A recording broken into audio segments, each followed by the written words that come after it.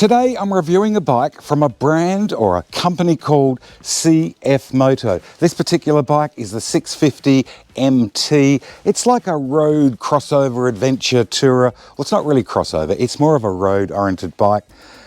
If you haven't heard of CF Moto before, I've got a funny feeling you're going to hear a whole lot more from them. This is a pretty comprehensive package at a very acceptable price. Well, here in Australia anyway. What do I think of the bike? Stick with us, I'll let you know at the end. My name is Steve and welcome to Stand Up Moto.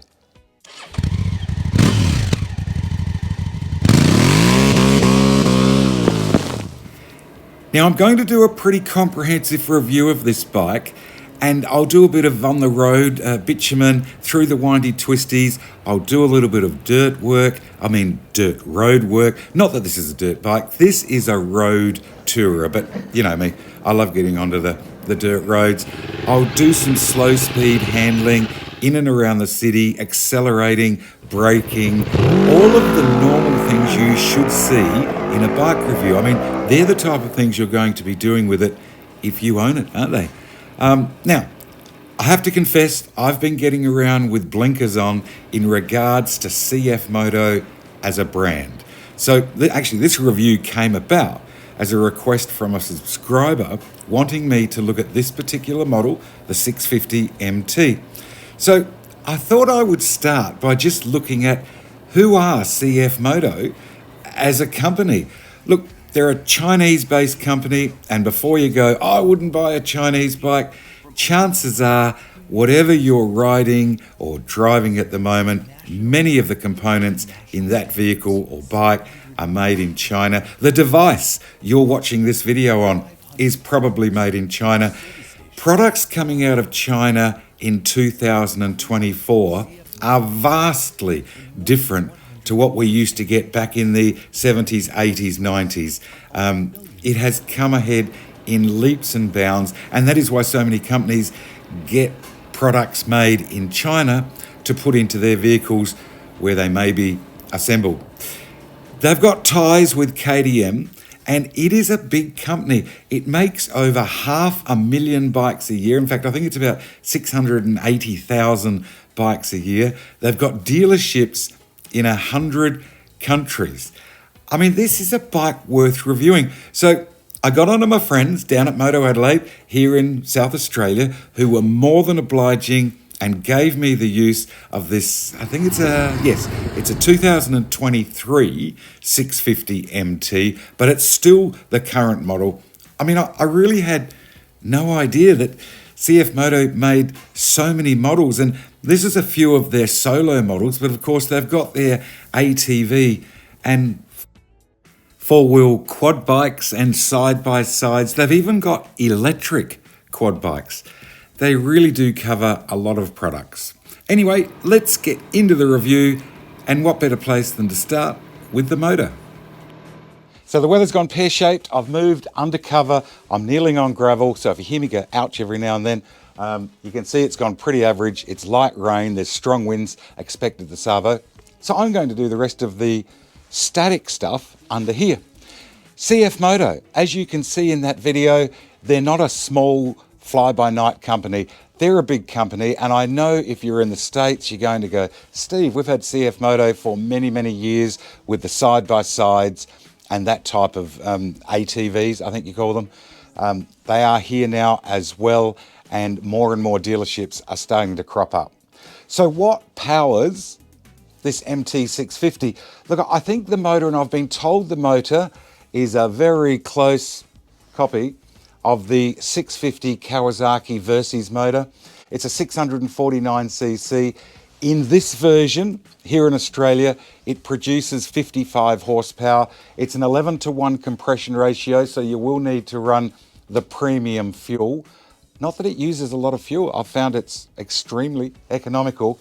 11:1 compression ratio, and like most of the motors of this configuration, double overhead cams, 4 valves per cylinder. It's got twin 38mm throttle bodies and a separate injector for each cylinder. It's, if you're into the crankshaft side of things, it's a 180-degree crank, so basically one up, one down. It's nice and smooth. You don't get those those vibes that you can get on some of the 270-degree cranks. It's a really comfortable bike to ride. Getting along at 110-ish kilometres per hour, that's what this freeway is. That's about 70 mile an hour. Yeah, look, it's good and comfortable. I'm in the sport mode. There's a little button on the left-hand panel here, or left-hand handlebar. Push that. I'm now in econo mode. I think it just softens that throttle response. I don't think it does a huge amount more. I preferred to ride it in the sport mode, put it back again. The little windscreen is good. It breaks that wind on the chest. The mirrors are clear. And as I said, yes, it's comfortable. And that motor is liquid cooled. So it's got a little thermatic fan in there. So temperatures are not an issue. Hot, cold, it maintains its own temperature. I think I read that was around 82 degrees. And I'm going to show you that on the TFT panel that is on this bike, which is just brilliant in this price range. We haven't spoken about price. What does this bike cost in Australia? I'll tell you that in just a sec. Wet multi-plate clutch, nice, simple, you're not burning out clutch plates. 6-speed gearbox. Top gear, I'm not sure what the ratio is, but at 110, 20, 30 on the freeway, that's 60, 70, 80 mile an hour. Top gear handles it with ease. In fact, as I think I mentioned, this bike feels like it's got so much more than 55 horsepower.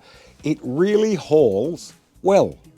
So as you'd imagine, pulling away from the lights is easy. If you're entering freeways, motorways, that type of thing, that's easy as well. I mean, you're up to your 110 or 70 mile an hour, just at the tail end of third gear, nice and simple. Or in the event that you've got a big storm coming and you've got to get home fast.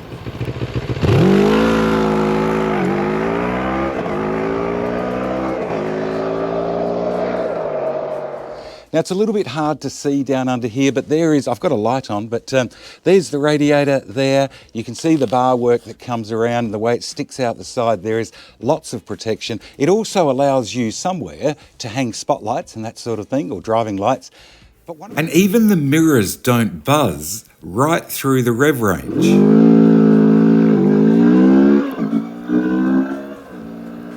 Yeah, which is pretty unusual when you get bikes up into the high RPM. It's really a very smooth machine. Front tyre, a 120/70/17. It's got Pirellis on this one, and they are a really good tyre. Well, Pirellis are a good tyre, aren't they? 17-inch front wheel. So it's not an off-road adventure bike. It's got those adventure bike looks. I do a little bit off-road. Have I showed you that? If not, I'm going to. But I was really surprised. In fact, it took me a while to get used to just how well this bike turns in. When you come in heavy under brakes, you drop the bike into the turn. In fact, hang on, we'll show you. And as I said there, it took me a little while to get used to just how well this bike turns in. I just wasn't expecting it to be as sharp as it is. And if you're looking at going for a blast through the hills with your mates on the weekend or something like that, of course, obeying all of the road rules and regulations, this is a very surprising, capable little bike. Now, I didn't get a chance to track it, so I didn't push it too hard, but in the time that I spent with it going in and around, admittedly, it wasn't hot weather. It looks nice and sunny here, doesn't it? But it wasn't hot weather while I was riding. I didn't get any brake fade and that sort of thing. You do have to be a little bit careful on roads like this, of course. I've just caught this car up, so I'll slow up. If you, I'll ride up to the edge of the road. You can see here there's no barriers, nothing to catch you. If you go off there, you're going down several hundred feet, and it might be a while until someone finds you. But riding within the rules, you shouldn't have a problem, should you? But yeah, a capable little bike in and around the twisties. Down the back end, tubeless rear tyre, same as the front, 160/60/17, so quite a bit larger tyre. Once again, those Pirelli Gran Turismos, 5-spoke alloy rims, front and rear, and as I said, tubeless, 225mm, that's about 9-inch rotor, single piston caliper, an extruded type rear, very beefy looking rear swing arm, nice and easy to adjust when you're adjusting your chain. Single-sided Kawasaki monoshock, a cantilever type monoshock here. You can adjust the compression up the top with the spanners that come in the toolkit. We'll have a look at that shortly. You can see once again those rear bars on the back. You've got a hugger on the back as well. Now this hugger, of course, moves up and down with the tyre, and there's a fair bit of room there. So in the event that you're, I don't know, you're going to be doing a bit more dirt road type work and you want to put a little more aggressive tyre on, I think you'd have plenty of room and still be able to retain the hugger on the rear. Now it looks like a shorty exhaust, but it's actually not. The muffler is down underneath here. That pipe comes out, and this is actually a cover. There's a screw down there to remove this cover, but it's neat and tidy. It's all out of the road, and it looks good. Could be a bit louder, but then again, it's got to meet all the ADR, we call them here, Australian Design Rule regulations and things, and I know they're pretty hot on that now in Europe. But neat, tidy, rear pegs up there. I haven't had anyone on the rear. They're fairly high mounted like most of these bikes, so I don't think I'd want to travel across the continent on the rear, but certainly very comfortable in the cockpit, and I'll show you that in a minute. But yeah, neat, tidy, good looking back end. So we had a look at those disc rotors, and of course it's got the ABS system. This is from 60 mile an hour or 100 kilometers an hour to a complete full stop. Yeah, very good, no lock up at all, little rear wheel hop. Now on board. That's pretty good. And while we're down on this angle, this bar work that you see on the bike is standard. That's how you get the bike. So you're not buying the bike and then investing X amount of more hundreds or early $1,000s in extra bar work. It comes on the bike standard from the factory, and they are good rollover crash bars. So if you drop this bike down, you can see how far this one sits away from the actual, or what do we call it? It's not really the tank. Well, the tank is under there, but they're panels nowadays, aren't they, that cover them. Good bar work, nice, it's solid bar work. As I've mentioned a couple of times already, this is not an off-road bike. This is a road tourer with that 17-inch front wheel and road tyres, of course. However, it wouldn't be a stand-up moto video if I didn't do some off-road work, and by that I mean dirt roads. I do a lot of dirt road riding, so I just wanted to see how it performed, and I have to say I was pleasantly surprised. A lot of road-focused bikes are really not that good on dirt at all. Now, this is not the best road in the world. It's quite marbly on top. It's got a few potholes in it, but you can still get along around that 60 mile an hour, 100 kilometers per hour. I start to drift the front here. I just flick that clutch, give it a fistful. It's got enough power. I can just bring the back end out, stay on track, and feel quite comfortable doing it. The suspension's okay. It's not rattling your fillings out. Yeah, look, it's good. And even on a loose surface, the throttle is linear. You can still get away without masses of wheel spin. The upright seating position gives you the confidence to bring the back out when you need to steer it with the rear.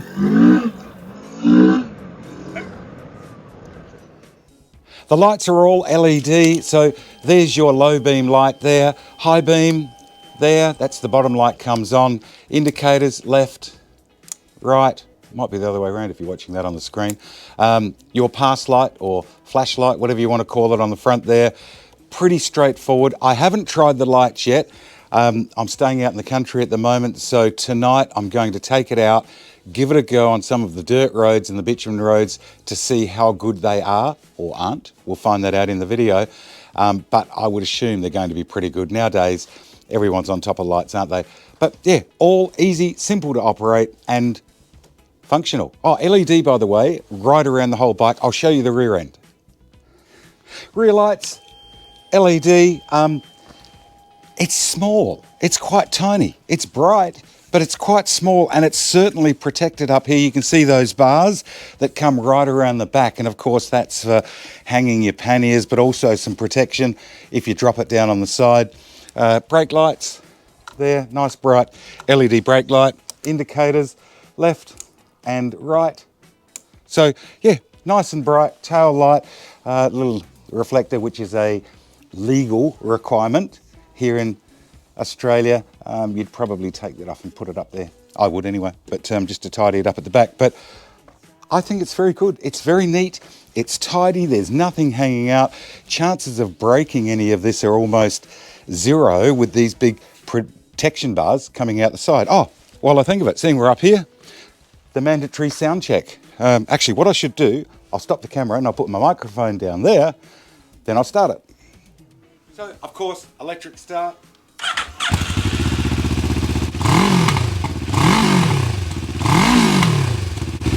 So in the big picture, I think that's pretty quiet, to be honest. You're certainly not going to annoy anyone. Sharp, square beam, isn't it? Let's flick it up to high and see what it's like. Oh yeah, good bit of depth. I hope the camera's showing that. Good bit of depth. Also a good side beam for the edges of the road. Really important here in Oz because we have a lot of wildlife that jumps out from the side of the road. So that's pretty good. I'm happy with that. Yeah, watching this footage back while I'm putting this video together, the camera really doesn't do the lights justice. They're better than it looks here. And a quick look at the instrument panel itself. If I just turn that on there, you've got the, it's a picture of the bike, CF Moto 650 MT, like a little welcoming screen.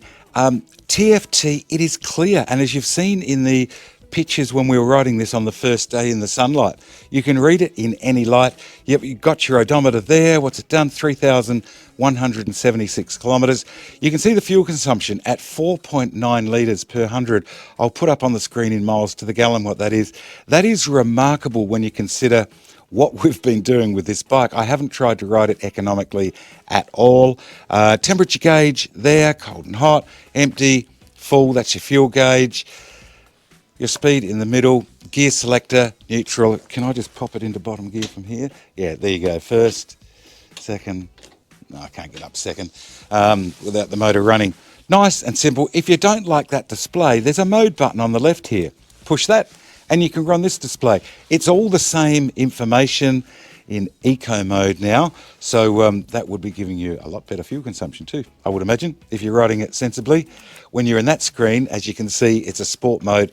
I think that just alters the throttle response. But back to the eco screen, same information, but set out a little differently. On this left-hand panel here, and I'll show you that in a sec, there's an enter button. If I hit the enter button, it then allows you to scroll through. You've got information, navigation, telephone. Yes, it Bluetooths to your telephone. You've got your settings. I haven't spent a lot of time on this screen, but it's all there. You can connect your phone and run navigation. There is an app that you use. Very good. Hit that return button, should go back to the dash. Yes, it does. And where I've been running it, mainly in the sport mode. Very good, neat, tidy instrument panel. Just going to pull that cable out the road. And down here you can see there's a USB outlet already fitted in the bike. What is it? Oh, it's USB-A. But nice, simple. Down there if you run telephones or GPSs and accessories on the bike. The windscreen, which is a good little windscreen. I'm surprised at just how well it works, to be honest. Although it's a reasonable size, isn't it? It's adjustable. You undo these knobs here, and I've got it on the highest setting at the moment. You can adjust that, and it'll come right down to, you can see the top of the slide, to bring the window or windscreen down again. And you've also got these extra little wind deflectors on the side, so you don't get that buffeting. It's a very comfortable ride and an easy to read dash. Down here on this side of the bike, you've got a couple of nice neat covers that just keep all the weather and whatnot off of the motor. You can see the motor in here. Clutch under there, wet multi-plate clutch, cable operated clutch. You've got your oil filler there, and as you would know if you've seen my previous videos, I love an oil window. Can I pull it over? Can you see the oil come up? I'm not sure if the camera will pick that up or not, but yeah, oil window. It doesn't matter where you are, you can always check your oil level. Little cover down under here, thermostat housing there. And if you're doing your own oil changes, there's a oil filter, and I didn't point it out when we were down the front, oil filter down under there, which is nice. It's only a screw-on filter. You're not having to undo covers and bolts and that sort of thing. I like this. I mean, it's only plastic, I guess, but this carbon fibre look dress panel on here too. It looks neat and tidy.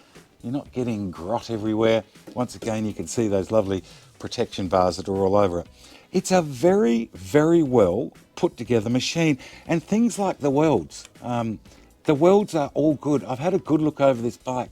Fit and finish is excellent. In the city, it's great. Quick look right, look left, check no one's running the red. It's zappy away from the traffic lights. Look, I think it is as you would expect in the city. You have a tall, commanding position. It's not overly wide. I don't have any panniers on it here. And yes, we're allowed to filter. I say that in every video. But if I don't say it, I get someone put a comment on there saying you shouldn't be filtering between traffic. It is what you would expect it to be in the city. A very simple, easy bike to ride. As far as the controls are concerned, look, it's pretty straightforward. There's your lights, high beam, low beam, pass light on the back. You know, we spoke about changing the screen from sport to economy. There's a mode button there. If I push that, watch the screen, bang, it goes over to that econo screen. Push it again, it'll go back to the sports screen.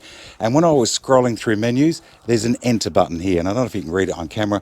If you hold that in for about, I don't know, 3 or 4 seconds, there it goes over to that screen. You can go up and down through settings, navigation, information, or return straight back to the screen you're on. All really simple. Horn there, indicators, the same as you'd be used to, I think, on most motorbikes. Yeah, nice, easy. Up on the right-hand bar, you've got your start button on here, but it's not a press button start. The engine kill button, and you can hear there, you actually slide the same switch back, which is interesting. Shut it down, and a hazard light switch. That's about all that's up here. Hazard lights are now flashing away down there. There is your master cylinder for your hydraulic front brakes, and it's cable operated throttle. It's not fly-by-wire. And I wondered about that at first, but it's crisp, there's no lag, it works beautifully. You can see the compression down here on the front fork, so you wind that up for your compression if you want to get it a bit firmer. I played with it initially, I think I've got it about right, I think. But yeah, there's nothing too hard to navigate and work here. The bars are a fair way up from the triple clamp here, which is interesting. They're a tapered bar, but yeah, looks neat and tidy and works well. Something that's always nice, especially as a standard item, adjustable levers on the clutch here. You can adjust them to where you like them on both the clutch lever and the front brake lever. It's always nice when manufacturers incorporate that sort of thing as a standard item.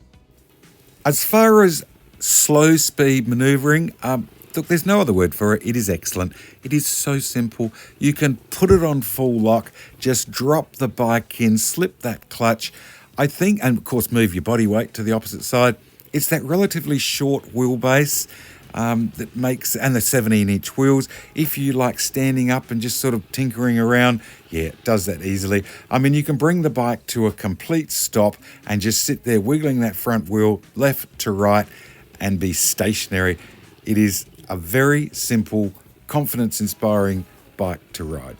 Fuel capacity wise, it holds a little over, a whisker over 18 litres of unleaded fuel. And remember, it is that premium unleaded, as we spoke about. But nice, neat, clean entry here.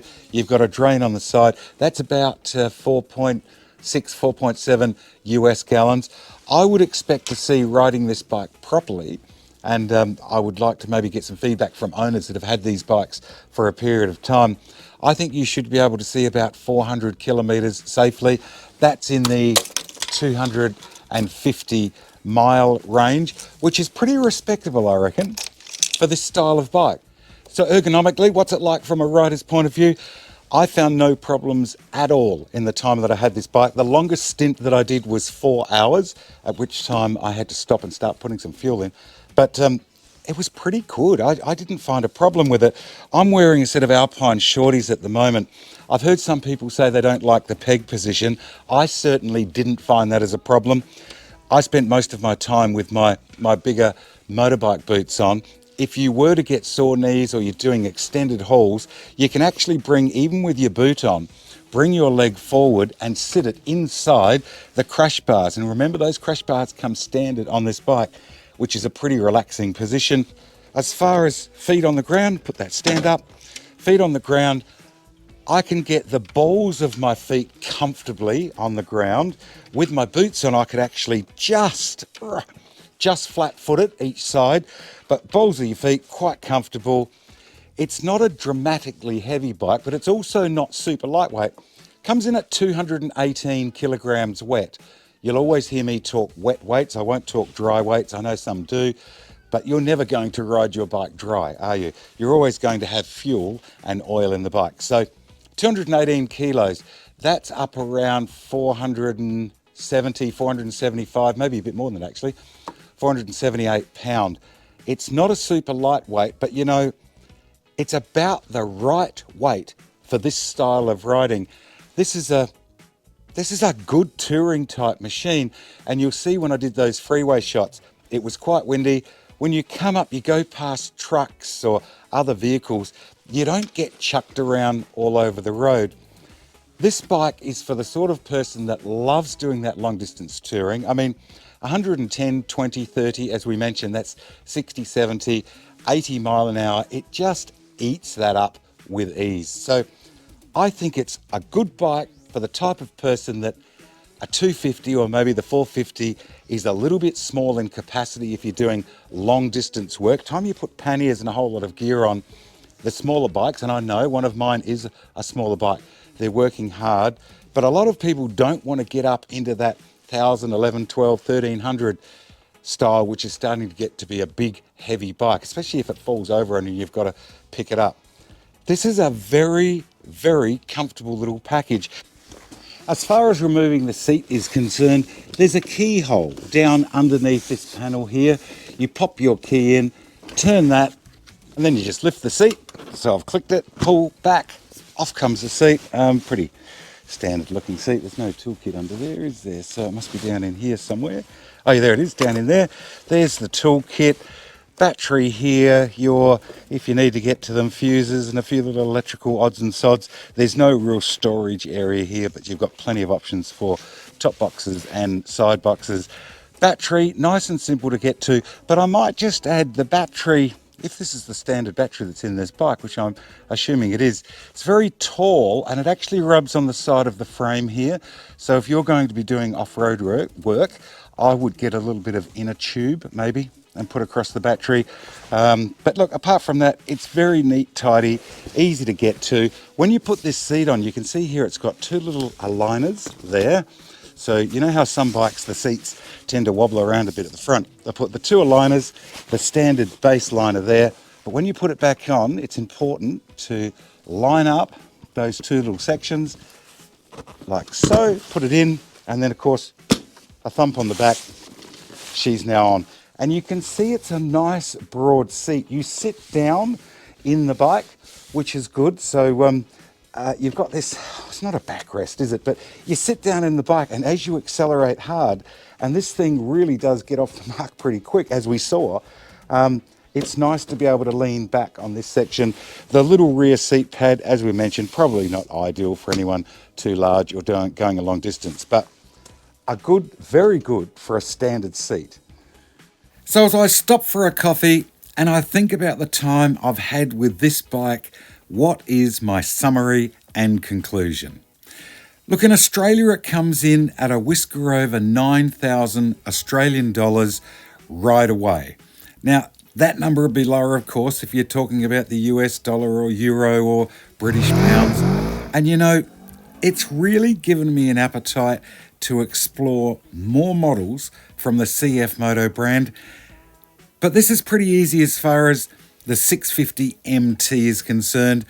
If you're prepared to think outside the square, and by that I mean as far as the usual brands are concerned, you want a practical, well-mannered, well-packaged, middleweight road tourer at an affordable price, I have to say, this is pretty hard to go past.